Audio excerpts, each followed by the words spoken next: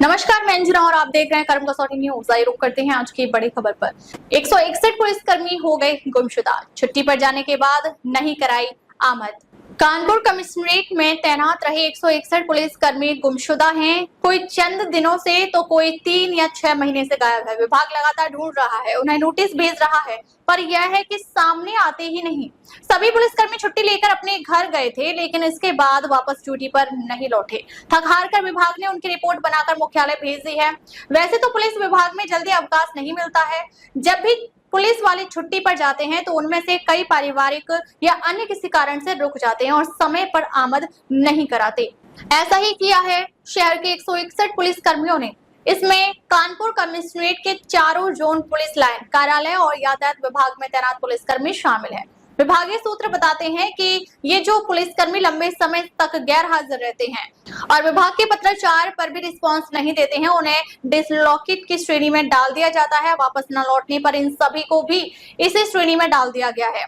सूत्रों का कहना है कि इन डिसलॉकेट पुलिसकर्मी के गृह जनपद में दो बार पत्र भेजे गए, लेकिन कोई जवाब नहीं आया और न ही यह वापस लौटे। देखिए, एक समान प्रक्रिया ये है कि कोई भी पुलिसकर्मी जब छुट्टी का आवेदन करता है, उसको छुट्टी पे जाता है तो जीडी में उसका अंकन होता है। जब वो छुट्टी से वापस आता है तब उसका जीडी में तस्करा पड़ता है। कतिपय कारणों से कई बार ऐसा होता है कि जो पुलिसकर्मी अपने छुट्टी काटने के बाद समय से जब वापस नहीं आ पाते तो उनकी जीडी में रपट लिखाई जाती है, उनका तस्करा लिखा जाता है गैर हाजिरी का। इस तरह से कुछ प्रकरण संज्ञान में आए हैं, पुलिस लाइन में भी और थाने स्तर पे भी। ऐसे तमाम जो पुलिसकर्मी हैं जो समय से ड्यूटी से वापस नहीं आ पाए हैं, उनका तस्करा पड़ा है, उनके विरुद्ध प्रारंभिक जांच की जा रही है और जांच में जो भी तथ्य प्रकाश में आएगा उसके आधार पर कार्रवाई की जाएगी।